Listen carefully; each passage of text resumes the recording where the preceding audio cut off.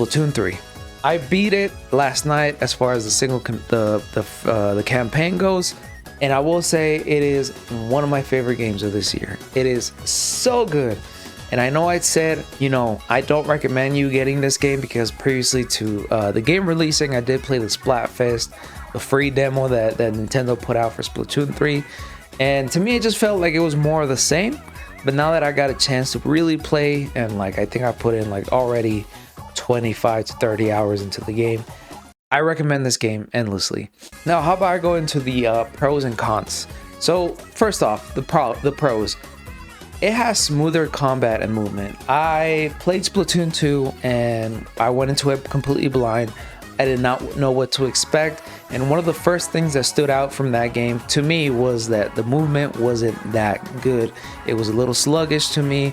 I came from games such as Call of Duty, Apex Legends, where the movement is a little bit faster, you get slide around, etc, etc. So just the jumping and just the running around without you actually submerging into the ink just felt very sluggish. But there are some quality of life improvements in this game, Splatoon 3, that made these aspects of the game a little more smoother, and specifically not the combat and the movement.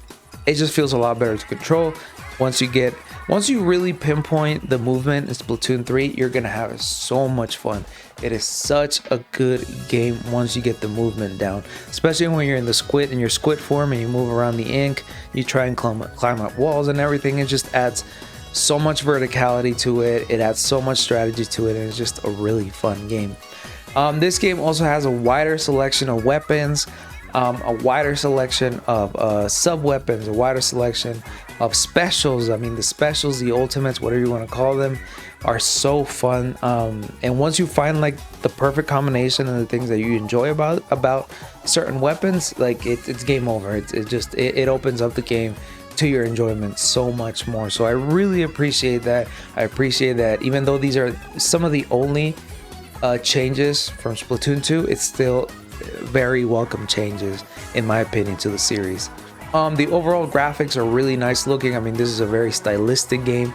It's very cool, very fresh, very unique. But there are certain elements, really small details as far as graphics goes in Splatoon 3 that make this game just elevate a lot more. The reflections, the lighting, just everything, the colors, it just pops so much and it makes everything look so nice. It's such a really nice looking game. It is one of the best looking games in my opinion on the Switch.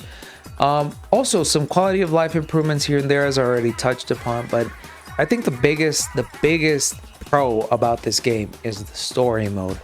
The story mode is so much more fluid in terms of understanding what is going on in comparison to Splatoon 2. In Splatoon 2, I went into the story mode completely blind. I didn't know it was the story mode, and I just didn't know what to do. And I think it had to do with the overworld just being so separate from one another. You had to jump from platform to platform, to world to world. And I just didn't know what I was doing. I didn't know if I was doing things correctly. I just felt really lost. But this one, everything connects. It's all connected through pipes. One area is connected to the other area through pipes. And it really gives off this overworld, kind of like a Mario-esque type of vibe. I mean, Splatoon 2 was pretty much the same. You drop into these kettles that take you to these worlds, kind of like Super Mario Sunshine with the non-flood worlds, where you just basically have one objective and you gotta get through the stage. But it's really nice, really well implemented. And once I started drawing those comparisons from 3D Mario games, specifically like Super Mario 64, I started to see oh, I get it. I'm starting to understand now why the campaign is just so fun in Splatoon 3. It is very challenging, I will say that. It is a challenging ass game. Do not be tricked, just don't be tricked, don't be fooled. It is a very difficult game. It's a challenging game, even though it's a goofy looking game, it's a cartoon-esque game. It's still really difficult, and if you're a veteran of shooting games, you're gonna have so much fun. Also, in terms of story, this game has so much lore behind it.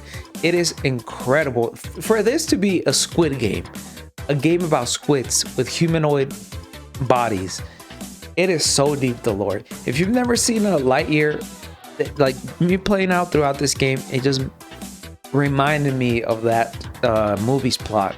It is so heartwarming. It is so, and like, it makes you think about like existential questions. It was surprising just how deep the lore is and the history is, and like why inklings and octolings exist. The history of the world that you exist in is just incredible to me, and it's just so cool. I love when games like do those little droplets of lore around the game. The more you play, the more you uncover them, and it's just amazing to me. But the biggest thing about Splatoon 3, of course, and it much like Splatoon 2, is the multiplayer. The matches are quick, they're always challenging, they're always fun. There's so many modes to this.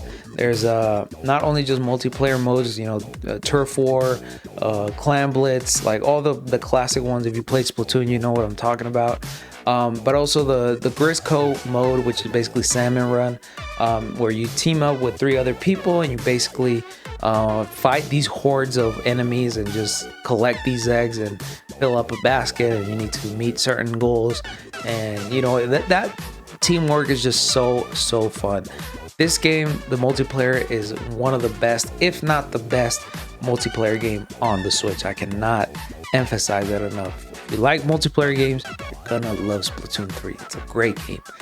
Now, on that same topic of multiplayer, the biggest con of Splatoon 3 is connectivity issues.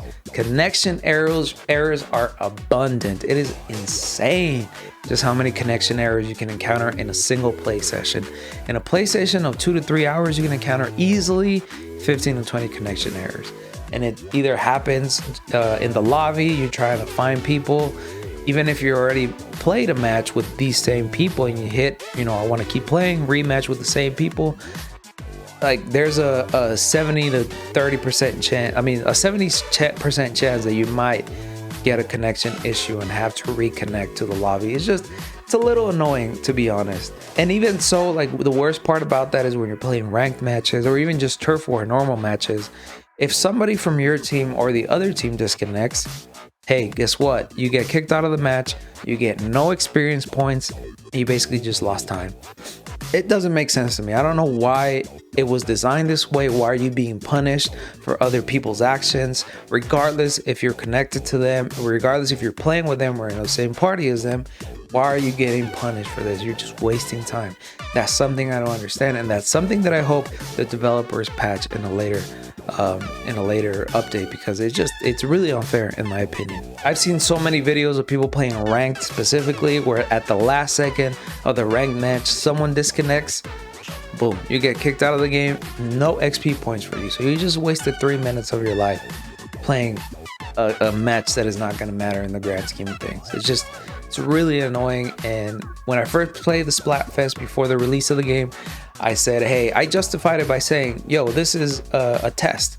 I do not expect this to be perfect. I don't expect this to be, the connection to be amazing and the servers to be great prior to release. But now we're a week in, and it's a little disappointing that one of the high selling games on the Switch right now, which by the way, it cracked almost 3.5 million copies sold in Japan in less than a week.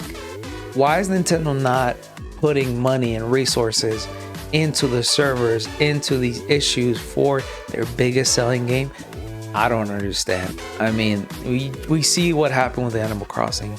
We see what happened with all these other games, and it's not surprising, but it is disappointing.